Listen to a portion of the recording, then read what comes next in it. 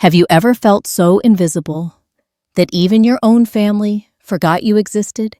Have you ever watched someone you love reduce you to a shadow with a single, careless sentence? What if that moment of heartbreak could become the spark for your greatest transformation?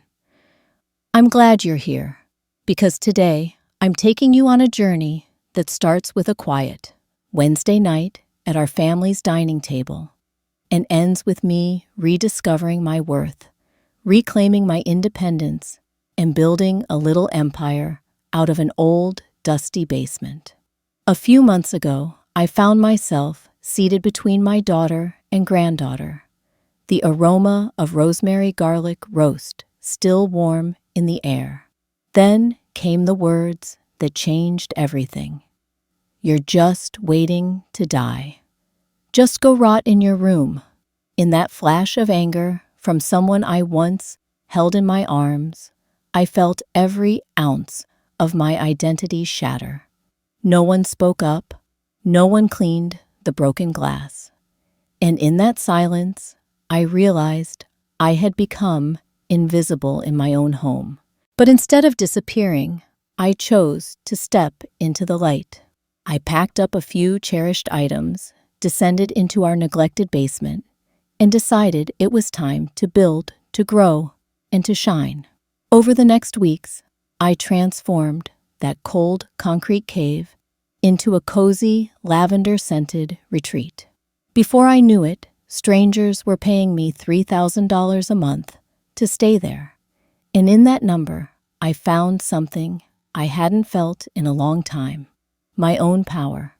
In this video, told in first person, with all the bumps, doubts, and triumphs laid bare, we'll explore how a moment of deep hurt can become the catalyst for self-respect. Practical steps to turn any neglected space into a welcoming sanctuary. The exact strategies I used to launch and scale a rental business on my own terms. Why setting firm boundaries with the people you love is the greatest act of self-care. Lessons learned in finance, legal rights, and emotional resilience. Along the way, I'll share real-life tips on budgeting decor hacks that won't break the bank and the emotional tools you need to stand up for yourself without burning bridges. You'll hear about the trials of courtrooms and contracts, the sweet victories of first 5-star reviews, and the quiet moments of tea-sipping reflection that reminded me why I matter. So, if you've ever wondered, what do I do when home no longer feels like home? Or, how can I turn my own story of pain into a story of purpose? You're in the right place. Let's dive in and discover together how you can reclaim your dignity, build your own foundations, and walk forward with the quiet confidence of someone who refuses to stay hidden. Ready? Let's explore what happens next. I still remember the exact moment I realized something fundamental had shifted in our family. It wasn't a slow erosion. Over months, it was a single, deafening sentence that cut through the warm glow of the dining room lights like a shard of broken glass. I'd just carved the roast, the scent of rosemary and garlic, heavy in the air, when Emily slammed her hand on the table and said, "You're just waiting to die. Just go rot in your room." In that pulse of time, everything changed. My granddaughter's fork clattered against her plate. My son sank down in his chair, eyes fixed on his food. My daughter-in-law's face twisted with discomfort. No one moved. No one spoke. The words hung in the air, and I felt myself shrink as though the floor beneath my feet had turned into quicksand. It wasn't the first sign that our family dynamics were strained. Small dismissals and offhand remarks had piled up over the years. But this moment was sharp, unmistakable, a breaking point. I realized that when one person unleashes such venom and everyone else stays silent, the very foundation of trust and mutual respect in a family cracks. In working with friends, and even strangers, since then, I've found this scene plays out again and again. A mother who's always been the family rock suddenly becomes invisible once her children outgrow her support. A father who provided for decades is met with grudging thanks rather than genuine gratitude. A caregiver finds herself taken for granted until bam, the outburst happens, and nothing can hide the damage. So what exactly lies at the root of that failure? First, families often let small slights slide, thinking it's just how they are, or it's not a big deal.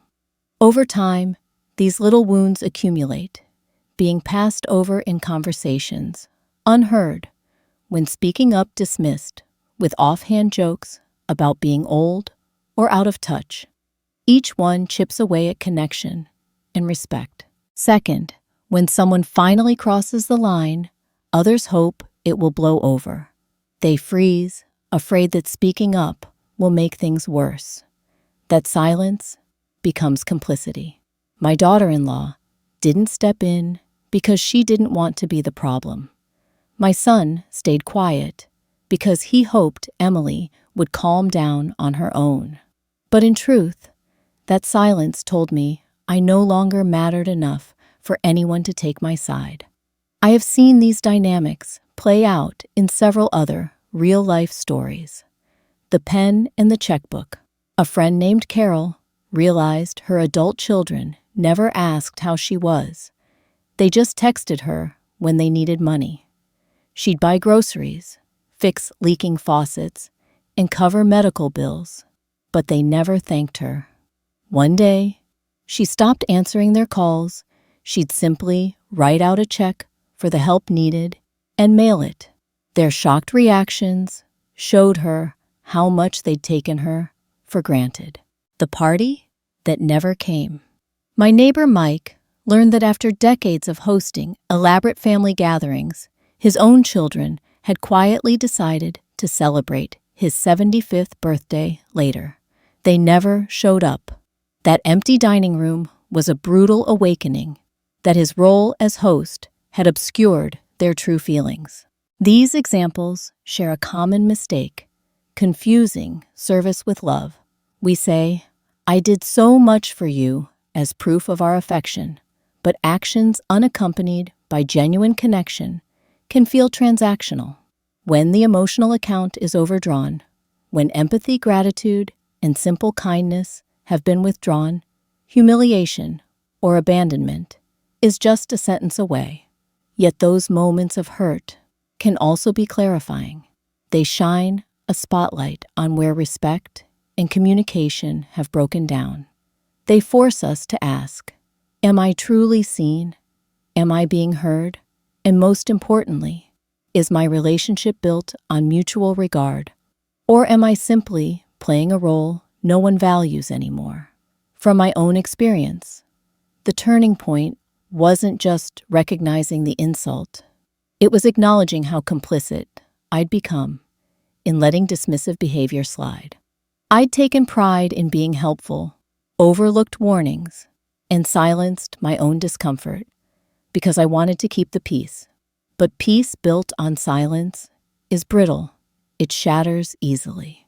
If you're listening and something in this story resonates, maybe you've felt the sting of being ignored, or you fear the day you speak up, only to be dismissed.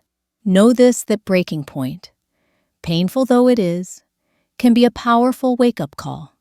It signals that it's time to reevaluate the unspoken rules in your relationships and to demand the respect you deserve. Over the next section, we'll explore how to transform that wake-up call into firm yet compassionate boundary setting. You'll see how speaking up with clarity and dignity, without anger or aggression, can be the very act that repairs or redefines a relationship. Because while hitting rock bottom in family dynamics can feel like the end, it can also become the first step toward a healthier, more authentic connection. So, take a deep breath and let's move forward together into the next chapter, choosing your words, clarifying your needs, and standing tall, even when it feels like everyone else is still at the table. When I descended into that basement, for the first time, suitcase in hand, I carried more than a few belongings. I carried the weight of years spent saying yes when my spirit screamed no. I'd always been the family's caregiver, the one who stepped in, fixed the problem, soothed the hurt. It felt natural, even noble, until I realized I'd been erasing my own needs to keep everyone else comfortable. Emily's words weren't just an attack on me. They were a brutal mirror showing where I'd allowed myself to be overlooked. Boundaries aren't walls built to keep others out. They're the lines we draw to protect our well-being and preserve our sense of self. Too often we associate setting boundaries with shame or selfishness, imagining we'll come across as cold or unloving. But in truth, a boundary defined with kindness and clarity can be the greatest gift we give ourselves, and ironically, the best gift for those who truly care about us. I remember the first time I tried speaking up for myself after the dinner. My voice trembled slightly when I said, "I'm going to get a glass of water." It wasn't the confrontation Emily expected. There was no yelling, no dramatic exit, just a calm decision to leave the toxicity behind. That moment taught me that asserting my needs didn't have to feel like a battle. It could be as simple as choosing to walk away from what doesn't serve me. A friend of mine, Linda, once shared how she stopped doing all the holiday cooking for her large family.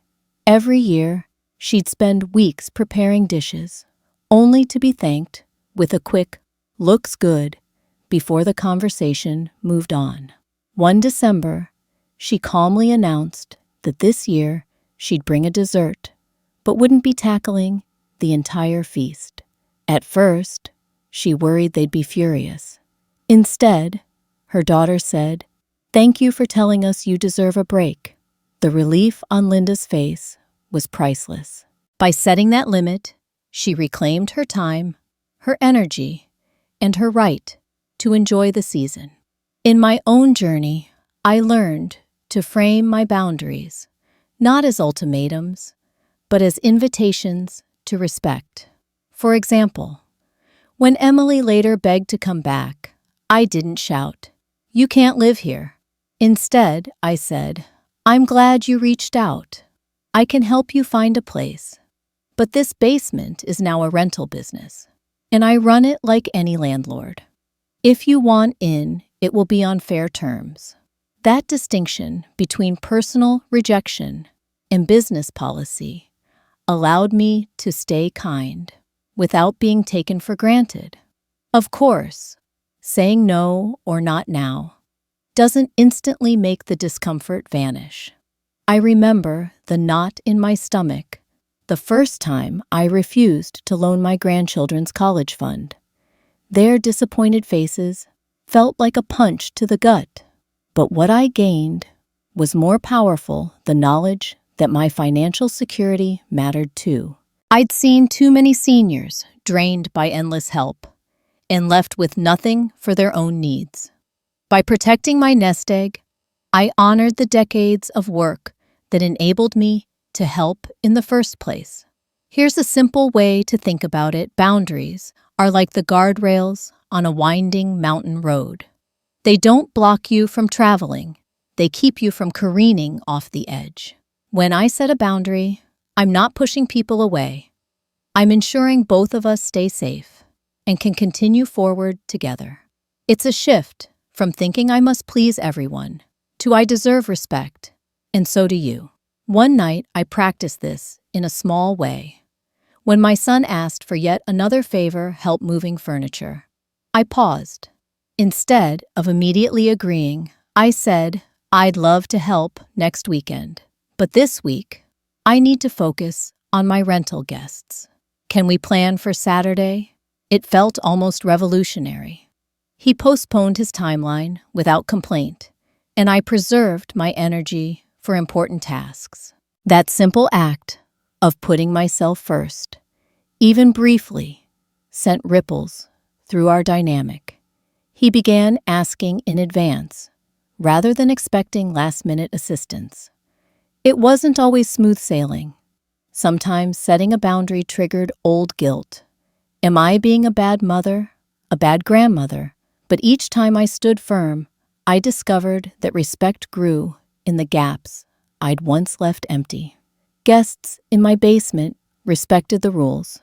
My children learned to ask politely. I found that dignity attracts dignity.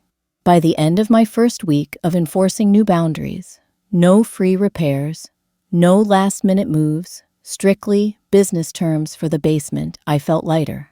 My shoulders relaxed. My mind cleared.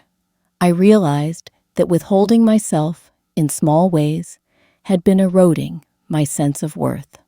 Reclaiming that space felt like breathing for the first time in years. Now, as we prepare to transform neglect into opportunity, remember setting boundaries is the groundwork for every success that follows. Without these guardrails, even the coziest basement retreat can become a source of resentment rather than refuge. In the next chapter, I'll show you exactly how I turned that once ignored basement into a sanctuary people would pay thousands to call home for a night a week or even a month. And you'll see how respecting your own limits empowers you to create something of real value. So let's take that step together. With boundaries in place, we're ready to reclaim our spaces, our stories, and our spirits. Onward to transforming our physical world and our lives, one room at a time. When I pushed open the creaky door to that basement, for the first time, I was greeted by dust motes dancing in the single, bare bulb's glow. Boxes teetered in corners, spiderwebs draped the rafters, and the concrete floor had patches of old paint and mildew. To most people, it looked like a storage dungeon, abandoned bicycles boxes of Christmas ornaments, half-finished DIY projects. But I saw potential. I had already reclaimed my sense of self. Now it was time to reclaim this space and turn it into something beautiful, useful, and even profitable. I began with a plan. Before buying a single paint can or fabric swatch, I sketched a simple floor plan, a sleeping nook, a reading corner, and a tiny kitchenette. I measured every nook and cranny, ceiling heights, window dimensions, the length of each wall, so I'd know exactly what furniture would fit and where it should go. That step saved me from costly mistakes like ordering a daybed that wouldn't clear the ceiling joists. Next came the purge. I hauled out everything that wasn't nailed down: broken shelves, empty paint cans, defunct exercise equipment. I rented a small dumpster for the big stuff and bagged the rest. It was laborious, sweeping away decades of dust-scrubbing mildew spots and tossing decades-old clutter. But with each pass of the broom, the room felt lighter, cleaner. My muscles ached, but my spirits soared. In those dusty sweeps, I was sweeping away the old narrative of invisibility. With the space emptied and clean, I tackled the walls. I chose a warm cream, soft enough to reflect light, but neutral enough to match any decor. Painting in a basement can be tricky: poor ventilation, uneven old plaster, and that damp smell. I opened the small window, propped a fan by the door, and applied a mold-resistant primer before the finish coat. The transformation was immediate. Walls that once felt dungeon-like now brightened the room, making it feel larger and more welcoming. The floor came next. Rather than tear up the concrete or pay for expensive hardwood, I opted for peel and stick faux wood planks. They're surprisingly sturdy, and can be installed without special tools. I laid down an underlayment for insulation, then clicked each plank into place, measuring twice, cutting once. It felt a bit like giant Legos for adults, and by the end of the afternoon, the cold gray floor had given way to a warm, wood-like surface that looked and felt inviting under bare feet. Furnishing the space was my favorite part. I hunted for bargains at thrift stores and online marketplaces, a daybed with storage beneath a small love seat, and a simple coffee table. I repainted the furniture's shabby wooden frames with chalk paint, giving them new life at minimal cost. Throw pillows, a soft area rug, and cozy blankets added texture and warmth. I brought down a small bookshelf from upstairs and filled it with books, board games, and a few decorative items that spoke to my personality. A porcelain teapot from my mother, a framed photo of my late husband, and a lavender-scented candle. Lighting can make or break a rental, so I added layers, a central flush mount fixture for general illumination, a clamp lamp beside the reading nook, and a string of warm white LEDs under the kitchenette shelf. Each source can be controlled independently, so guests can choose bright light for cooking or soft light for reading in bed. For the kitchenette, I installed a small counter on cinder blocks topped with butcher block laminate, a portable induction cooktop, mini fridge, and microwave fit neatly beneath open shelving. Stocking it with a basic coffee maker mugs and a kettle made the space feel lived in. I displayed a few simple dishes and utensils in a basket, so guests wouldn't feel they were rummaging through someone's personal kitchen. Throughout the process, I tracked every expense in a spreadsheet: paint, flooring, hardware, furniture, and decor. My total spend stayed under $2,000, far less than a contractor's quote would have been. That budget discipline meant my first month's rental income would almost cover my investment. A couple of lessons crystallized during the makeover plan meticulously before purchasing. Measuring and sketching early on avoids wasted time and money on ill-fitting items. Embrace DIY sparingly. Paint and peel and stick flooring are easy to learn. Plumbing or major electrical work is best left to professionals. Mix new with found. Upcycling thrifted pieces adds character and keeps costs down. Layer light. Multiple light sources make a small space feel cozy and functional. When I finished, I stood in the center of the room, heart pounding. The cold, dank basement had been reborn as a cozy studio, warm floors underfoot, soft walls, a little kitchenette, and inviting nooks for sleeping or reading. It smelled faintly of lavender and paint, but to me, it smelled like possibility. Soon after, I photographed every corner in natural morning light, crisp images of the soft cream walls, the daybed, dressed in neat linens, the lavender plant perched on the coffee table. I wrote a warm, detailed description, highlighting the space's comforts and my personal touches. When I published the listing, I priced it competitively, just below similar listings in our area, to attract early interest. Within days, I had inquiries. The first guest, a young woman traveling for work, remarked on how thoughtful and welcoming the studio felt. Her 5-star review mentioned the soft lighting, the easy check-in process, and the little surprises I'd added, like a jar of homemade cookies and fresh tea. Transforming that basement taught me how reclaiming physical space can mirror reclaiming personal power. By taking control of my environment, sweeping out the clutter, painting a fresh canvas, and curating items that mattered. I was telling myself, I matter. Guests paid me for that feeling of welcome. But more importantly, I paid myself back for years of being overlooked. Next, we'll dive into how to turn that beautiful retreat into a sustainable business.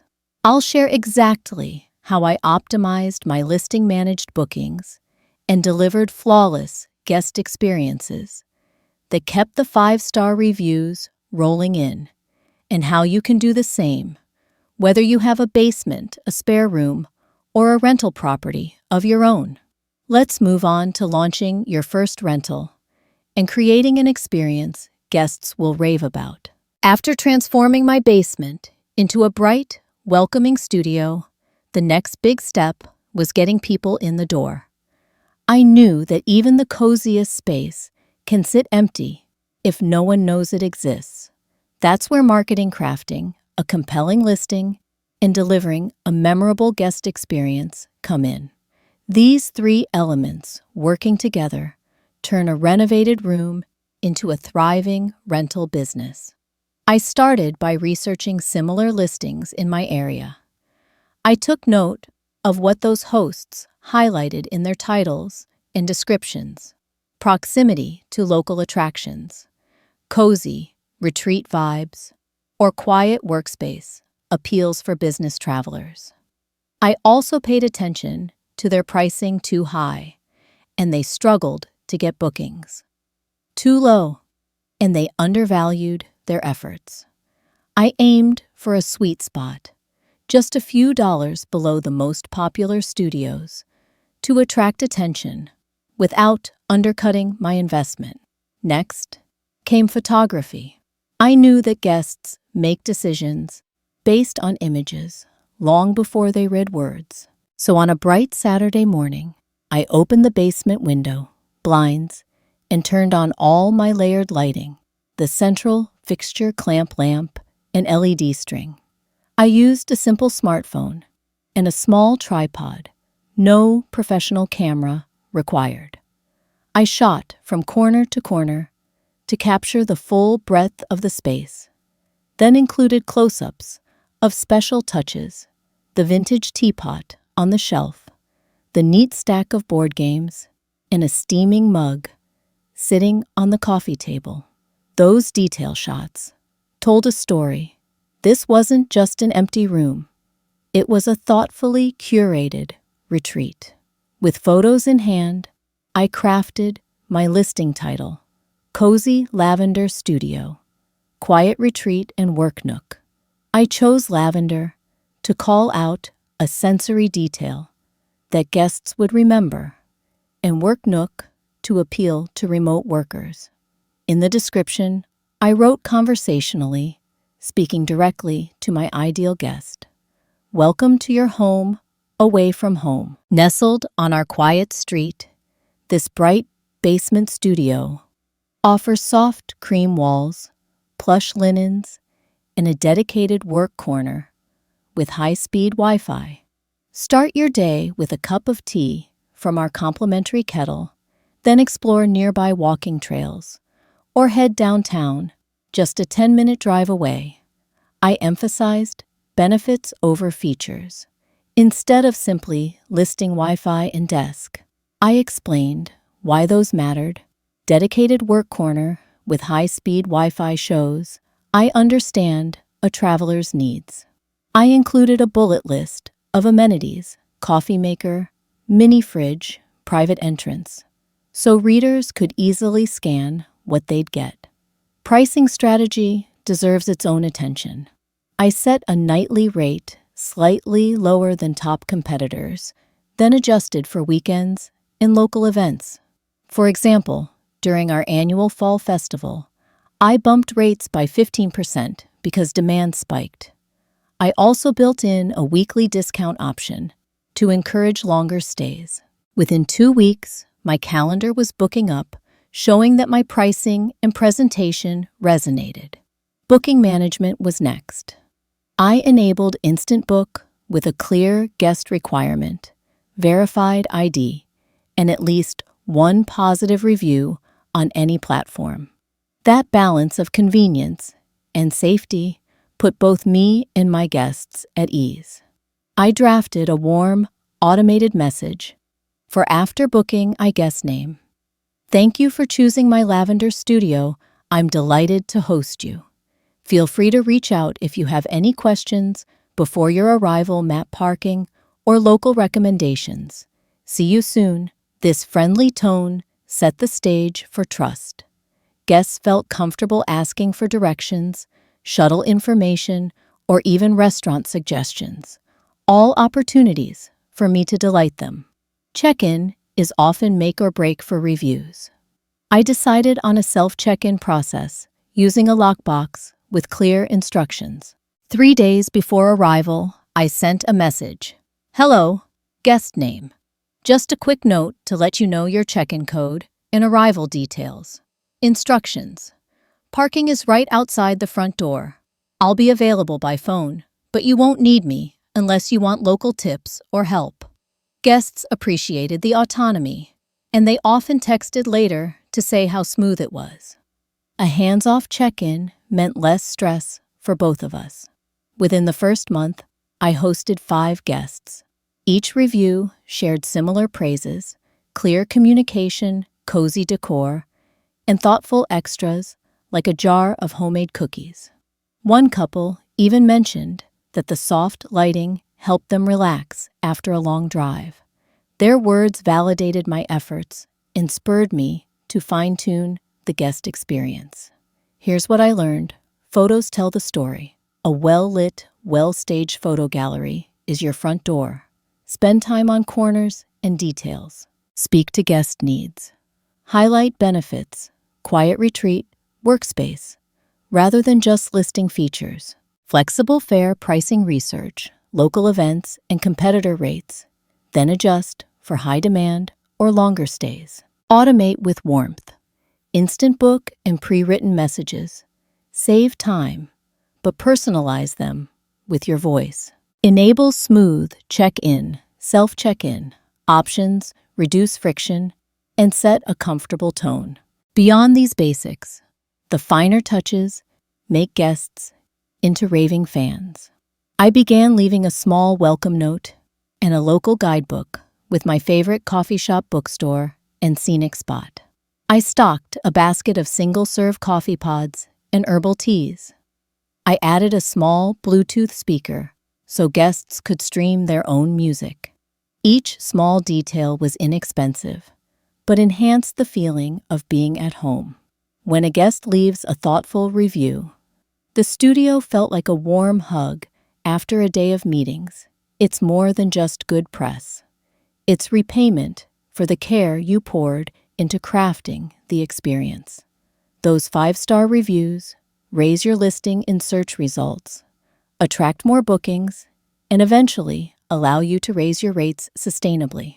Now that my calendar was filling and my basement studio was running like a well-oiled machine, I could turn my attention to scaling. In the next section, we'll explore how to reinvest those first profits, navigate financing options, and grow from a single rental to multiple properties so you can build your own small real estate portfolio with confidence. Let's dive into financial independence and real estate scaling next.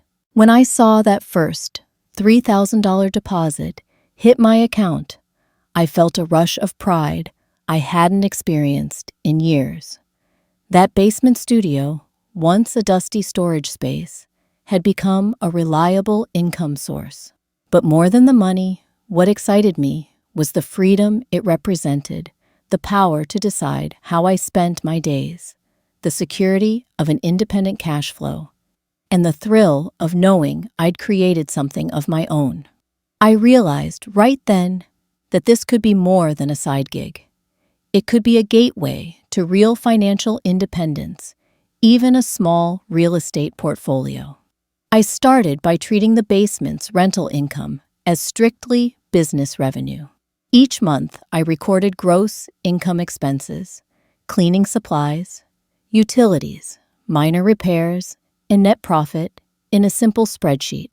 I created 2 columns, reinvest, and personal. From every payout, I earmarked 60% to reinvest into future properties or improvements, and 40% as a modest supplement to my personal budget, new shoes, a dinner out, or paying down my car loan faster.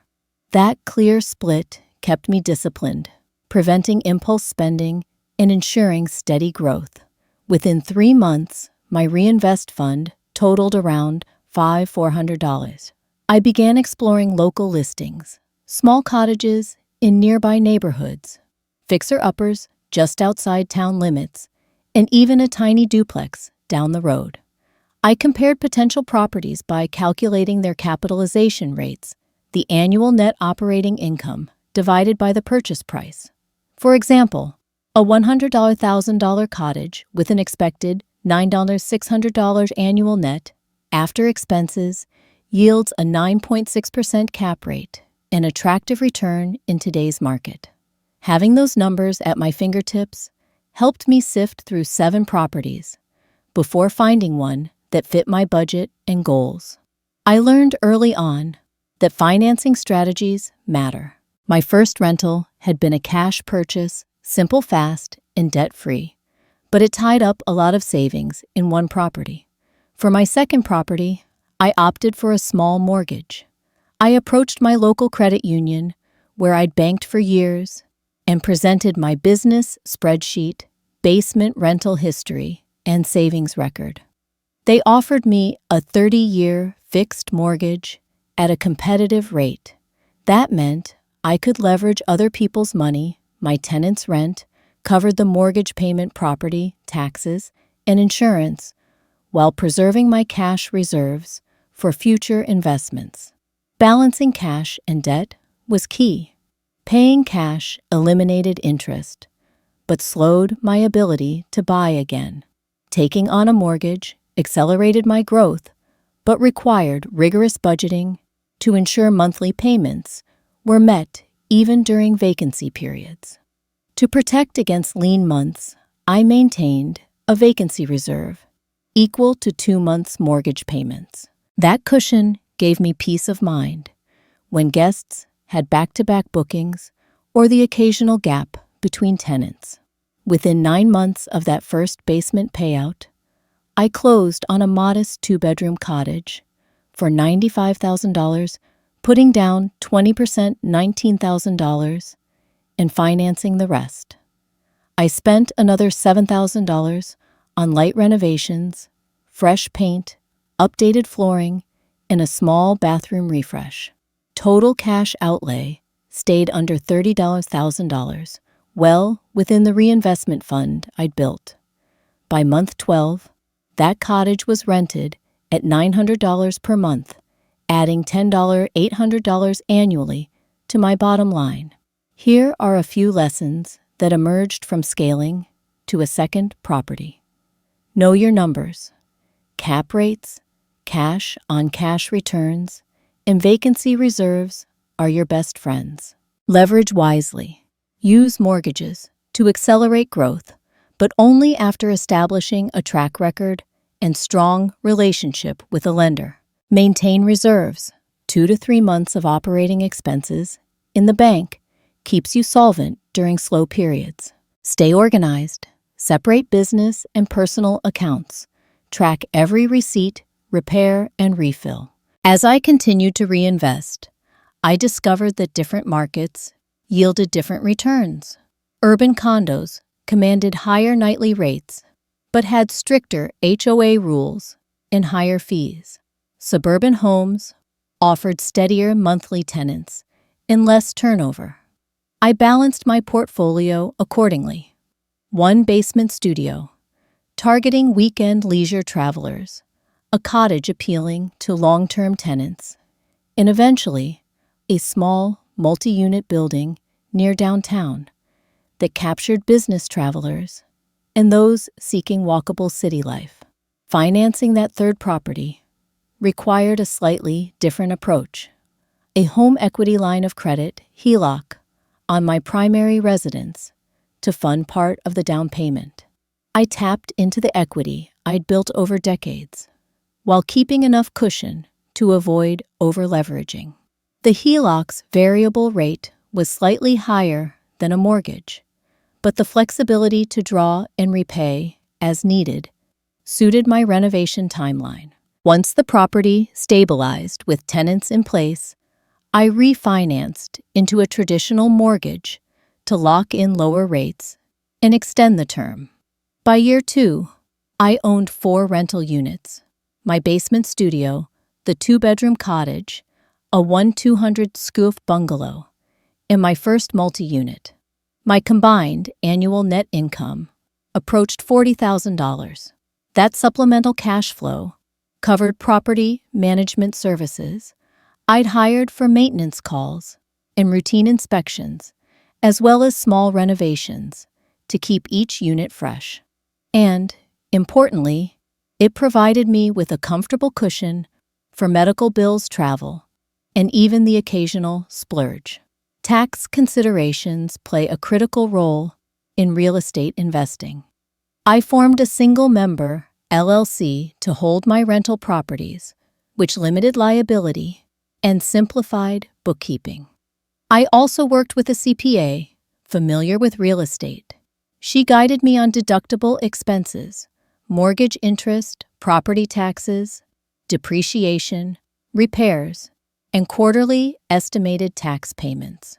That partnership saved me hundreds of dollars and prevented surprises at year-end. Building creditworthiness with lenders proved invaluable. Every on-time mortgage payment and consistent rental revenue report strengthened my profile.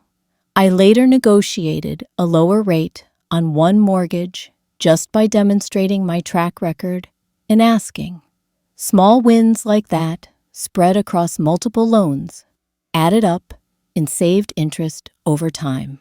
Looking back, the leap from side hustle to multi-property portfolio felt achievable because I approached it methodically, tracking revenue and expenses, splitting cash for reinvestment, building lender relationships, maintaining reserves, and staying mindful of market differences. I never overpaid, never overextended, and always focused on creating value for guests and tenants. Now that my properties are humming, tenants respectful, and bank statements healthy, I'm ready for the next frontier, ensuring my business is legally sound and protected. In the next section, we'll navigate leases, liability insurance, and tenant rights, essential steps to safeguard your growing real estate portfolio. With firm boundaries already set and financial independence well underway, you'll be equipped to handle the legal terrain with confidence and clarity. Let's dive into the world of leases, contracts, and legal best practices. When I signed that first lease with my daughter, formally setting rent deposit and house rules, it felt oddly empowering. After years of being taken for granted, I was finally operating like the proud landlord I had become. But with that empowerment came responsibility, ensuring every agreement protected both me and my tenants, complied with the law, and respected each tenant's rights. In this chapter, I'll walk you through the legal essentials I learned the hard way, so you can avoid headaches, protect your investment, and build trust with every guest or renter. A lease isn't just a formality, it's the foundation of a professional landlord-tenant relationship. I discovered this when Emily's attorney later tried to argue that our handshake deal gave her de facto rights to live rent-free. Had I not insisted on a written lease, I might have faced a far more complicated legal fight. Here's what I include in every lease: names and contact information for both landlord and tenant, property description, exact, address, unit number, and what spaces are included, e.g., basement studio, private entrance, shared laundry room, term of tenancy, start and end dates with an option to renew or vacate, rent amount and due date, plus late fees and grace period. For example, rent of $900 is due on the 1st of each month. A $50 late fee applies after the 5th. Security deposit amount, usually 1 month's rent. Conditions for withholding and timeline for return in my state within 21 days after move-out. Utilities and maintenance responsibilities. I specify which utilities I cover and which the tenant pays. For minor maintenance, I include a clause. Tenant is responsible for changing light bulbs and replacing batteries in smoke detectors. Landlord handles all other repairs. House rules, noise restrictions, pet policies, guest limits, smoking rules, and shared space etiquette. Termination clauses. How either party can end the lease. Early, notice periods, and penalties if applicable. I always encourage tenants to read the entire document and ask questions before signing. When I handed the lease to my daughter, I said, "I want you to feel comfortable with every line. This is as much for your protection as mine." That transparency set the tone for mutual respect, even in the tense aftermath of our family conflict. One of the most important lessons I absorbed was the Fair Housing Act, which prevents discrimination based on race, color, religion, sex, national origin, disability, or familial status. In practical terms, I learned advertising language matters.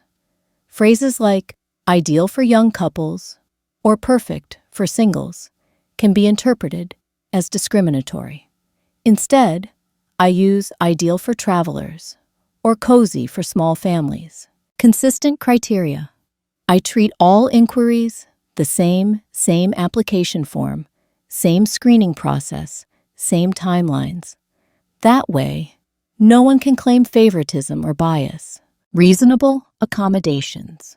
When a guest with a service animal asked to bypass my no pets rule, I readily agreed and supported them with a clear, written amendment to the lease. By proactively following fair housing guidelines, I avoided risks and built a reputation as an inclusive, professional host. Protecting my assets meant more than just lease clauses. Early on, I purchased a landlord insurance policy covering property damage liability and loss of rental income. During a routine weekend, a guest accidentally flooded the kitchenette by leaving the faucet on, causing water damage to the new flooring. Thankfully, my insurance covered the repairs and lost bookings, saving me thousands of dollars out of pocket.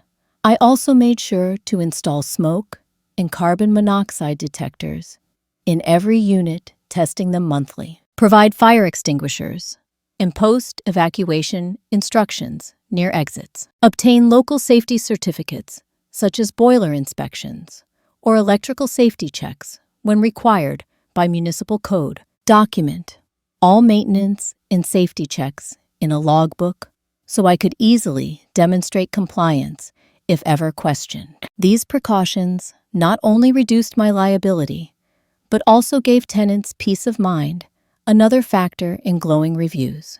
Handling security deposits can be tricky, and mistakes here often lead to disputes. In my state, I learned I must place deposits in a separate trust account, not mingled with personal funds. Provide written notice to the tenant detailing the deposit amount, where it's held, and how to claim it back. Return it within 21 days of lease termination, minus any documented deductions for cleaning or repairs, with an itemized list. When my second cottage tenant left early and claimed I unfairly withheld part of her deposit, I was able to produce the signed move-in checklist, move-out photos, and receipts for cleaning services. Those records validated my fair handling, and she received the correct amount without further dispute. Knowing tenant rights is as important as knowing your own obligations. When tenants feel respected, they're more likely to follow rules, care for the property, and renew leases. Key tenant rights I uphold include quiet enjoyment. Tenants must be able to use their space without undue interference. I give 24-hour notice before any non-emergency visits for inspections or repairs. Habitability standards. The property must meet basic health and safety codes. No mold, no structural hazards, adequate heating, plumbing, and electricity. Privacy. I never enter a unit unannounced or outside agreed hours except in emergencies. Several tenants have thanked me for calling rather than texting before entering, little gestures that reinforce trust and professionalism. No matter how carefully you draft your lease, disputes can arise. Early on, a guest claimed the Wi-Fi was unreliable and demanded a discount. Rather than argue, I offered a sincere apology, inspected the router. Turns out the device needed a firmware update and gave her a 10% refund for the inconvenience. She ended up leaving a 5-star review praising my responsiveness. If a dispute escalates, I follow a structured approach. Document everything: written, communication, photos, receipts. Attempt informal resolution, a friendly phone call or mediation email. Refer to lease terms calmly. Remind both parties of the agreed clauses. Seek professional advice if needed. Consult a local tenant-landlord board or small claims court. Often a respectful conversation de-escalates tension. In the rare case it doesn't, having clear documentation and legal knowledge means you can protect your interests without resorting to costly legal battles. To streamline everything, I use simple digital tools. Template leases, customized with property details, saved as PDFs for easy signing. Online accounting software tracks income, expenses, and tax-deductible items. Cloud storage. I save photos, inspection reports, and correspondence in date-stamped folders. Automated reminders for lease renewals, safety inspections, and insurance renewals. These systems keep me organized, reduce stress, and ensure nothing falls through the cracks. Now that you have a solid grasp of lease essentials, liability protections, and tenant rights, you're ready to ensure your growing portfolio stands on a firm legal foundation. In the next section, we'll explore the delicate balance of offering compassionate support to loved ones without enabling dependency, because once your legal safeguards are in place, your most important asset is your ability to help others responsibly and with dignity. Let's dive into how to offer support that uplifts rather than undermines. When my daughter's message flashed on my phone, "Mom, can I come? I'm in trouble. I lost my job. I'm struggling," I felt that familiar tug of concern. For decades, I'd been the family's safety net, covering rent, medical bills, college tuition, even a mortgage payment, once when times got dark. But decades of unconditional giving had left me exhausted, financially stretched, and worst of all, still taken for granted. So when Emily asked to move back into the basement, I knew I had to offer help differently this time. It all comes down to a balance: supporting loved ones without slipping into enabling behaviors that rob them of their own agency. Compassionate support uplifts. Enabling support traps both parties in unhealthy dependence. After years of running rentals and refining my boundaries, I learned how to help and how not to. Enabling often looks like solving every problem for someone else. You pay their bills, organize their schedule, bail them out of financial or emotional holes. On the surface, it seems kind, until you realize it removes the very motivation people need to get back on their feet. Empowering, by contrast, provides tools and guidance while insisting on personal responsibility. It says, "I'm here for you, but you must walk this path for yourself." With Emily, I refused a free basement room. Instead, I said, "Let's find you an apartment that fits your budget. I'll help with first month's rent and give you template budgets and resource lists. You repay me over time and you handle the lease and utilities in your name." That distinction, helping her start without rescuing her, was the turning point. A practical framework for responsible support. Assess needs versus wants. When someone asks for help, pause to clarify, is this a temporary emergency or an ongoing pattern? My daughter's warehouse fire was an emergency. Her mounting credit card debt was a pattern. For short-term crises, I covered essentials, a small check for rent and groceries. For ongoing issues, I schemed a budget workshop. Instead of blank checks, define clear terms. Any financial or logistical assistance should come with a simple agreement. I drafted a one-page support plan with Emily. What I would cover: the repayment timeline and her responsibilities, job applications, skill-building courses, childcare arrangements. Putting it in writing removed ambiguity and protected both of us from hurt feelings. Offer resources, not just cash. Money alone rarely fixes root problems. I connected Emily with local workforce programs, resume writing workshops, and her church's childcare co-op. I sent her links to budgeting apps and encouraged her to join a community support group for single mothers. These tools built her confidence and network, set checkpoints and milestones. Weekly check-ins became our practice. Did 4 job applications get submitted? Did you visit the food bank? Celebrating small wins, like securing an interview or opening a savings account, kept momentum alive. If milestones weren't met, we reviewed obstacles and adjusted the plan together. Maintain your boundaries. Even as you offer structured help, it's crucial to stick to your terms. If a milestone slips, don't bail out with extra funds or extended deadlines. Instead, coach through the setback. That consistency shows you believe in their growth and teaches accountability. Real-life examples. Carol's college care package. A friend. Carol once covered her daughter's entire tuition with no expectation of repayment. Over time, her daughter stopped seeking scholarships or part-time jobs because mom will take care of it. After a frank talk, Carol offered to match whatever her daughter could earn or secure in scholarships. The shift motivated her daughter to apply for grants, and she emerged with less debt and more pride. Mike's furniture move. My neighbor Mike used to help his son move furniture around the clock free of charge. His son would call at the last minute, assuming Mike would drop everything. One day, Mike said, "I'm happy to help if you can give me a week's notice and cover my lunch." The son learned to plan ahead and budget for hired help when needed. Linda's holiday boundaries.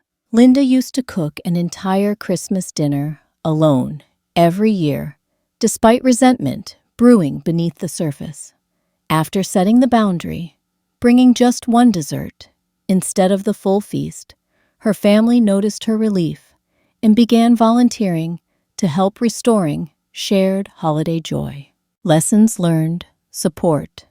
With structure, open-ended assistance often backfires.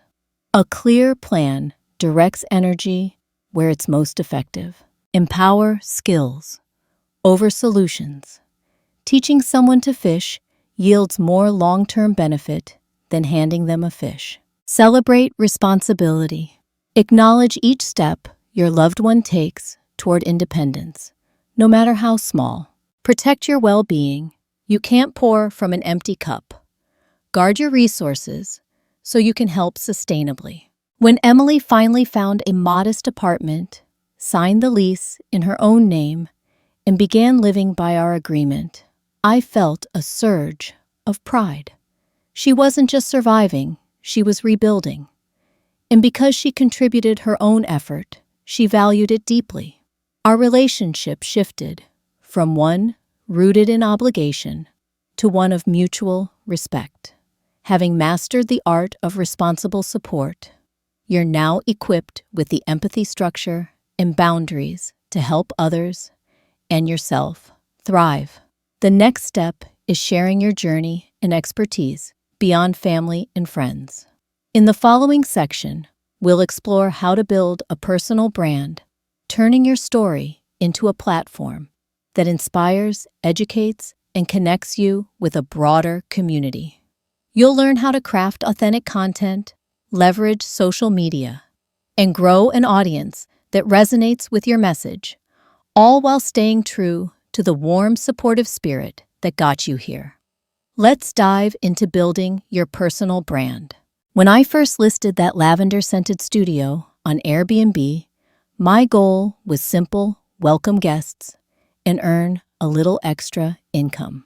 I never dreamed that a few years later, I'd be speaking to audiences across social media, sharing tips on boundary setting, real estate investing, and self-care. Yet here I am, Grandma True Stories, advocating for dignity, independence, and smart entrepreneurship.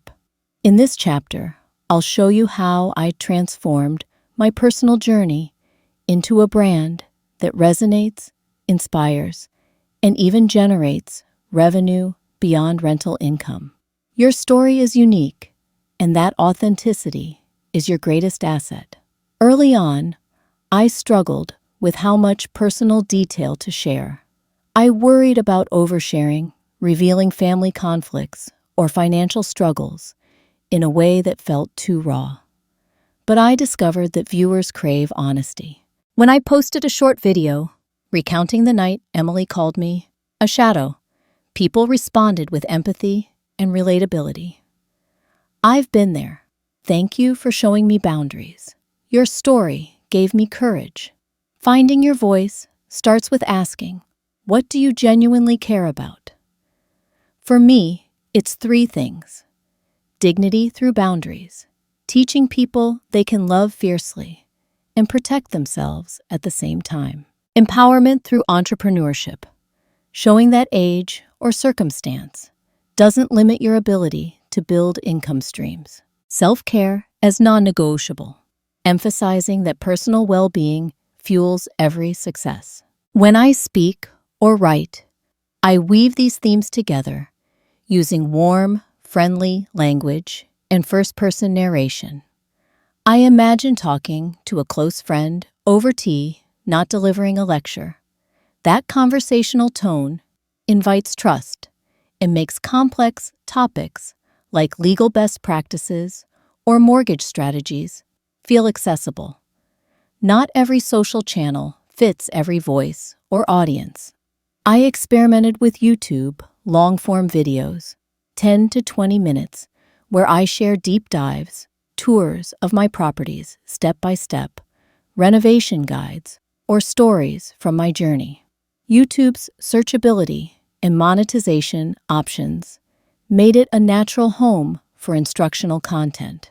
Instagram, short-form reels, and carousel posts, highlighting quick tips, the ways to set your first Airbnb price, or how I transformed my basement for under $2,000.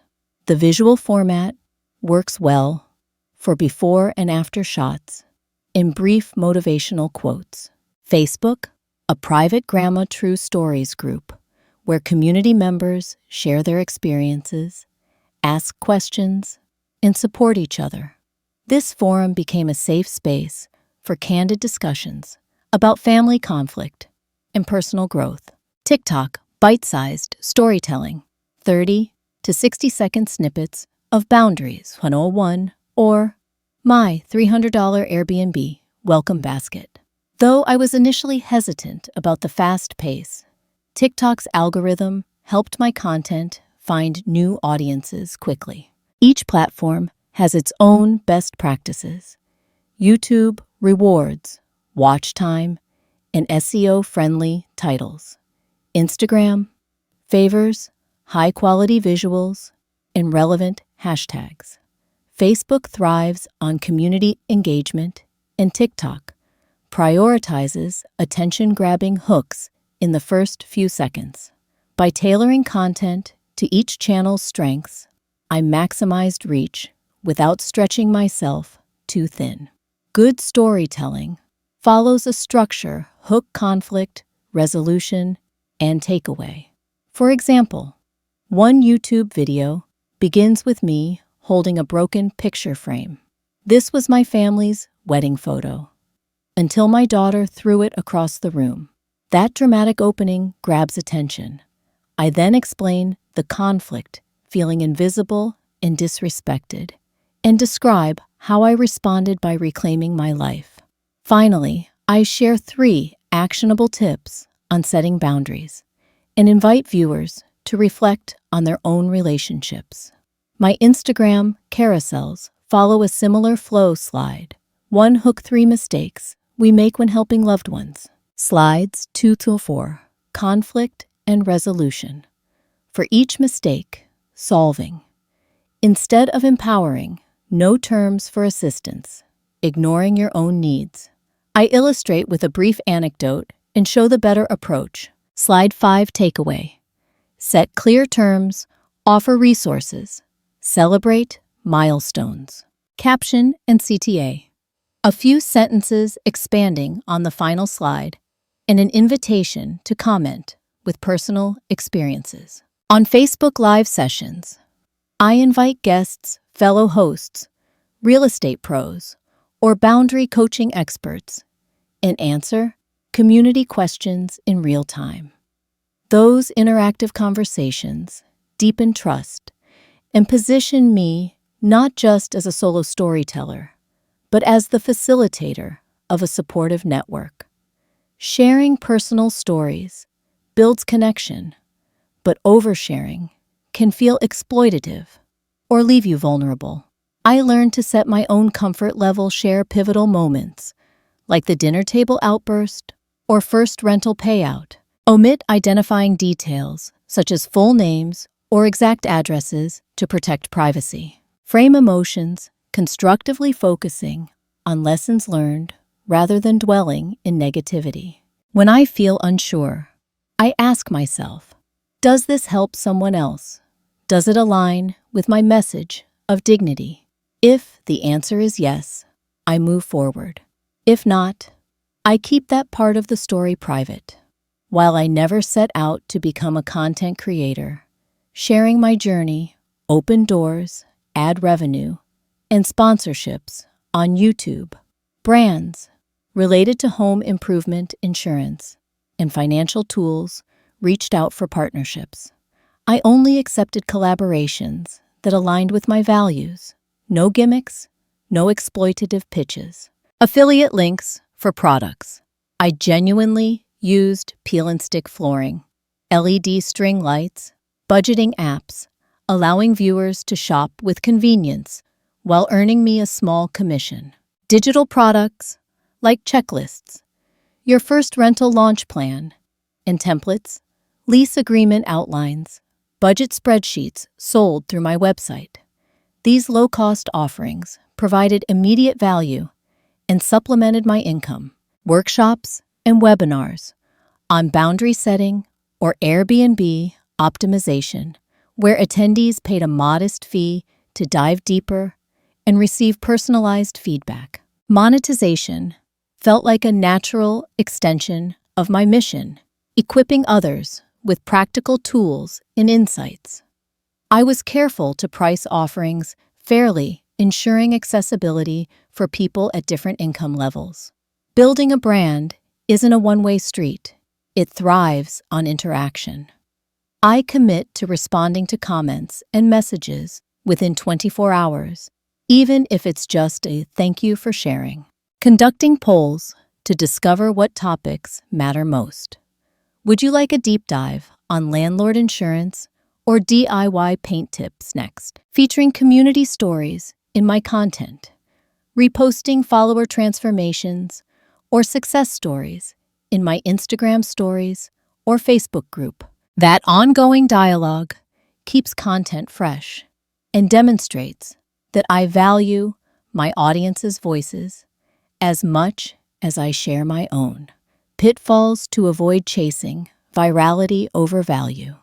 I learned that a viral video might bring views, but consistent helpful content builds lasting trust and loyalty. Neglecting quality for quantity. It's better to post one well-crafted video per week than daily throwaways. Ignoring negative feedback. Constructive criticism often points to blind spots. Maybe a topic needs more clarity, or a caption could be more inclusive. By staying mission-driven, focused on dignity, empowerment, and self-care, I navigated these pitfalls and kept my brand authentic. Key takeaways. Be you. Authenticity attracts your audience. Your unique perspective is your strength. Choose wisely. Select platforms that match your style and capacity. Tell a story.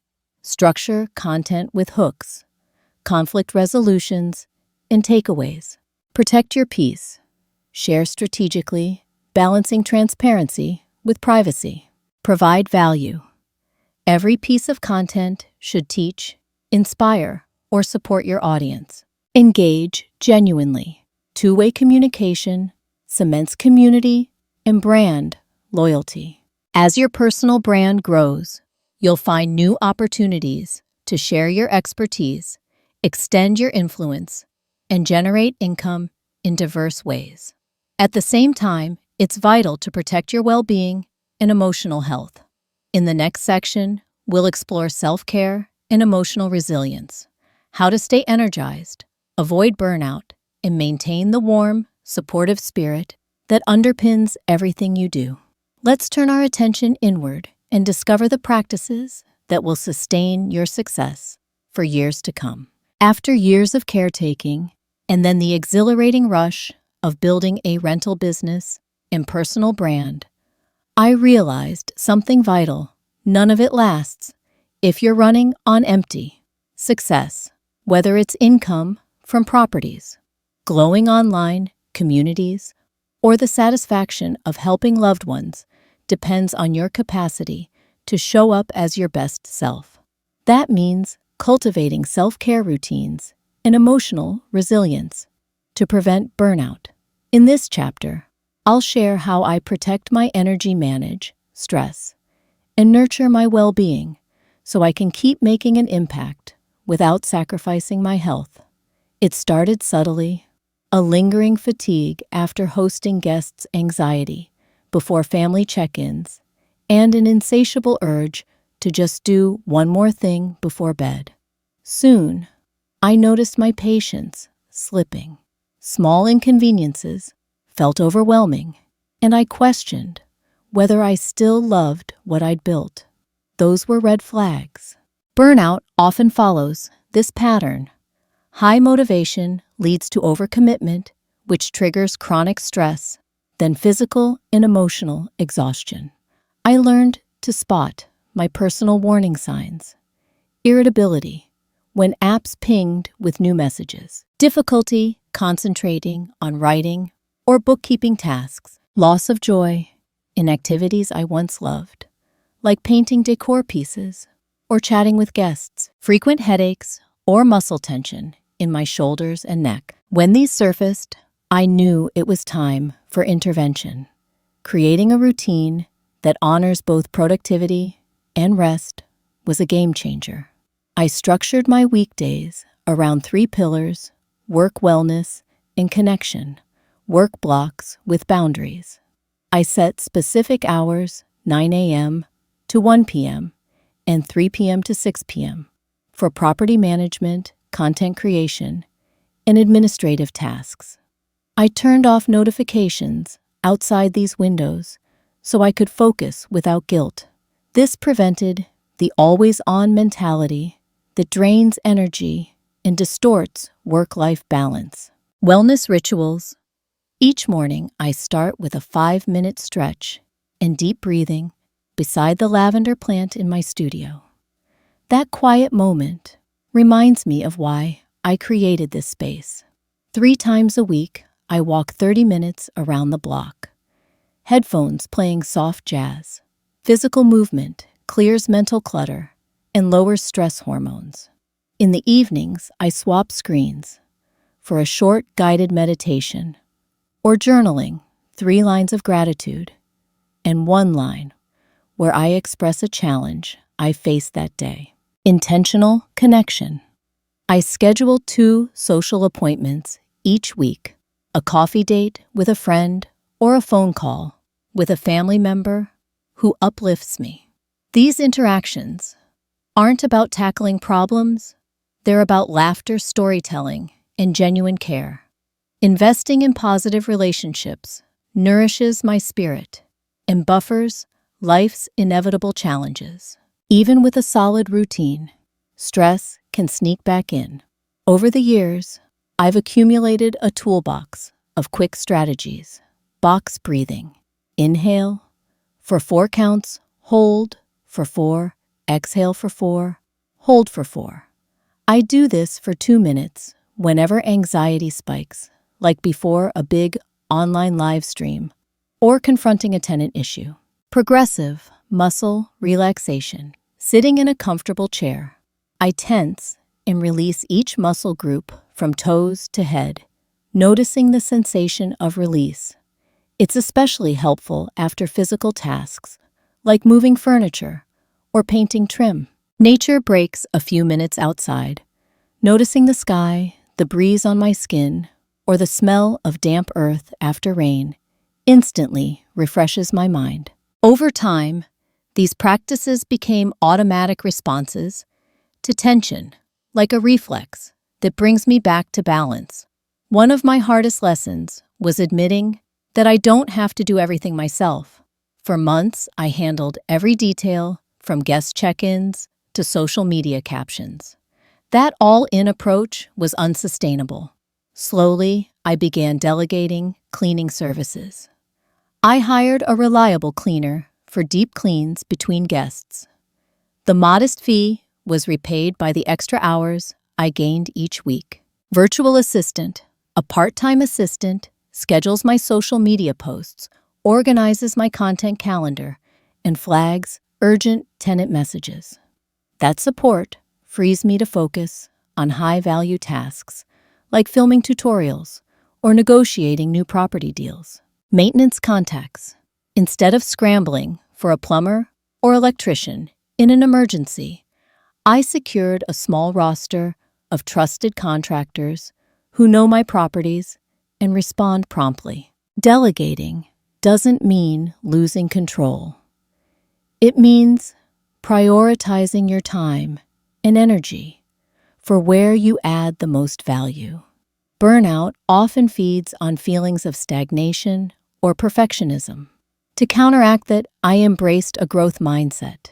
Instead of seeing setbacks as failures, I reframed them as learning opportunities. When a guest left a lukewarm review about water pressure, I treated it as feedback, upgrading the plumbing fixtures and sharing the improvement in a blog post. When my monthly social media analytics dipped, I experimented with new formats, polls, guest takeovers, or collaboration reels, rather than beating myself up for lost views. When I missed a personal goal, like finishing a painting project for the studio, I tracked the obstacle, lack of time, and adjusted my schedule instead of labeling myself lazy. This mindset shift removed the burden of needing to be perfect and replaced it with curiosity. What can I learn from this? Sustainable success means thinking years ahead. That's why I created an annual Rhythm quarterly reviews. Every 3 months, I review my finances, guest feedback, content performance, and personal well-being. I ask, what's working? What's draining me? Annual retreat once a year. I book a weekend away, no phone, no laptop, to reflect on my goals and celebrate milestones. The first retreat I took was a small cottage by the lake where I wrote lengthy journal entries and sketched ideas for new projects. Sabbatical planning. After 2 years of constant growth, I'm scheduling a month-long sabbatical next spring. During that time, I won't accept new bookings, will pause content creation, and focus entirely on rest and creative rejuvenation. By planning these boundaries in advance, I avoid burnout from creeping up unexpectedly and ensure I have space to innovate and recharge. Even with routines and boundaries, life throws curveballs. The secret to bouncing back lies in emotional resilience, your capacity to adapt to change and recover from stress. Here's how I built mine. Community support, my grandma true stories. Facebook group isn't just for sharing tips, it's a mutual aid network. When I faced a legal hiccup with a tenant, I posted anonymously, and fellow hosts offered guidance and resources. That collective wisdom reminded me I'm not alone. Therapeutic outlets. I invested in monthly therapy sessions, not because I was broken, but because a professional can help untangle complex emotions. Talking through challenges sharpened my self-awareness and coping strategies. Creative expression, watercolor painting, knitting and writing, short reflections. Activities unrelated to my business serve as emotional anchors. They remind me that I'm more than a host or advocate. I'm a person with varied interests and gifts. Over time, these practices helped me weather family conflicts, market fluctuations, and personal doubts with steadiness and compassion. Key takeaways: balance, work and rest, structured routines, prevent the always-on trap, use quick stress busters, box breathing and nature breaks, reset your nervous system. Delegate wisely. Invest in support so you can focus on what energizes you. Embrace growth. View setbacks as lessons, not failures. Plan boundaries. Quarterly reviews, annual retreats, and sabbaticals guard against burnout. Build resilience tools. Community therapy and creative outlets anchor your emotional health. Now that you've learned how to protect your energy and cultivate resilience, you're poised to chart your next chapter with confidence. In our final section, we'll explore forward momentum, charting your next chapter, where we'll set visionary goals, explore new opportunities, and craft a legacy that honors everything you've built. Get ready to design the future you deserve, one that blends purpose, passion, and well-earned peace. As I sit in my favorite armchair by the basement window, cups of tea cooling on the side table, and the soft glow of the overhead lamp, I feel a thrill for what lies ahead. Looking back, I once felt invisible, confined to a dusty storage space. Today, I oversee a growing portfolio of rentals, a vibrant online community, and a life defined by choice rather than circumstance. Now it's time to chart the next chapter with intention and joy, building on all I've learned so far. At its core, forward momentum means translating lessons into action. It starts with a clear vision. I pulled out my journal one evening and wrote down 3 big-picture goals for the next 2 years. Acquire a 5th property, a small, multi-unit building in an emerging neighborhood. Expand my digital offerings, launching a paid online course on boundary setting and rental management. Deepen community impact, partnering with local nonprofits to teach financial literacy workshops for seniors.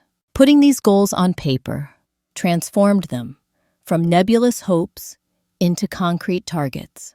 I then broke each goal into manageable milestones. For the new property, the milestones looked like this: secure financing pre-approval.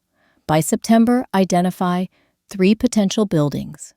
By November, place a competitive offer in December, and complete inspection and closing by March. As I tick off each milestone, momentum builds and confidence grows.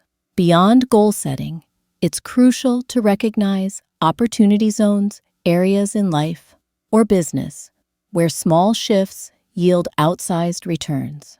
In my case, I noticed that midweek bookings for my basement studio lagged.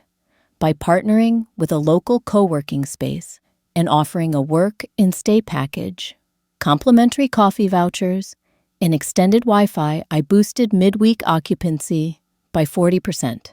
That simple collaboration opened my eyes to the power of strategic alliances. Another opportunity zone lies in my personal brand. With 50,000 YouTube subscribers and a vibrant Facebook group, I've built trust, and now it's time to deepen that relationship. I'm developing a membership tier that includes monthly live Q&A sessions, downloadable templates, and exclusive site tours. This subscription model not only diversifies income, but also nurtures my most engaged followers, turning passive viewers into active participants in my journey. Charting forward momentum also demands adaptability. The world changes, market conditions, personal priorities, even health considerations shift over time. I learned this when interest rates rose unexpectedly last spring. Rather than stall my fifth property plans, I pivoted. I refocused on renovating an existing duplex to add an accessory dwelling unit. The construction cost was lower than a new purchase, and the increased rental footprint brought nearly the same revenue boost. By staying flexible, I kept momentum alive even amid uncertainty. As we plan our futures, it's essential to preserve our legacies. Estate planning isn't just for the ultra-wealthy. It's a foundational act of care for the people we love and the values we hold dear. I met with an estate attorney to draft a basic will, designate my properties under an LLC, and set up a trust for my grandchildren's education funds. That process, while sobering, gave me immense peace of mind. I know my work can continue to benefit others, even if I'm not around to manage it. Alongside formal planning, I'm committed to passing on wisdom. I've begun mentoring a small group of aspiring hosts and investors in my community center's entrepreneurship program. Every month, we meet to review case studies, role play, tenant interviews, and troubleshoot renovation hiccups. Teaching ignites new ideas. I often gain fresh insights by helping others work through their challenges. To sustain forward momentum personally, I've introduced Future Fridays into my routine. Each Friday afternoon, I block off 2 hours to dream, research, and strategize. Sometimes, I sketch layouts for a new property. Other times, I read financial journals or explore emerging trends in short-term rentals. This dedicated time ensures I'm not just reacting to day-to-day demands, but proactively shaping my trajectory. Practically speaking, here are a few lessons I'd share with anyone ready for their next chapter. Visualize outcomes, then reverse engineer steps. A vivid mental image of closing day on your fifth property can turn abstract desires into actionable tasks. Leverage small wins. Celebrate each milestone, sending an offer, launching a webinar, completing legal paperwork, so motivation never flags. Cultivate partnerships. Collaborate with complementary businesses, mentors, or peers to access resources and audiences you couldn't reach alone. Stay financially agile. Maintain reserves for market fluctuations. Pivot funding strategies when needed, and revisit your budget quarterly. Invest in people. Whether through mentorship, estate planning, or charitable giving, ensure your success uplifts others and leaves a lasting positive impact. As the final steam curls from my teacup, I realize that momentum is not an endpoint, but a practice, an ongoing commitment to growth, generosity, and authenticity.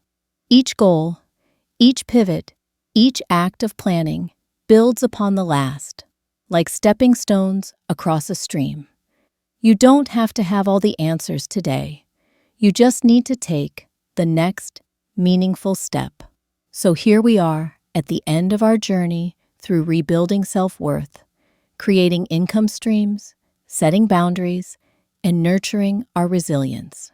Yet in many ways, this is just the beginning, for me and for you. You've seen how a dinner table crisis can become a catalyst, a basement can turn into a studio, and a personal story can evolve into a brand that inspires thousands. Now it's your turn to write the next pages. Where will your vision take you? What legacy will you craft?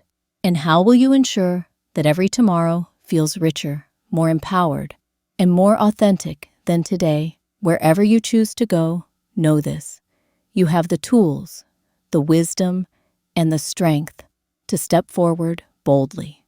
The road ahead is yours to shape one determined stride at a time. Thank you for joining me on this journey. Here's to your next chapter. May it be filled with purpose, joy, and forward momentum every step of the way.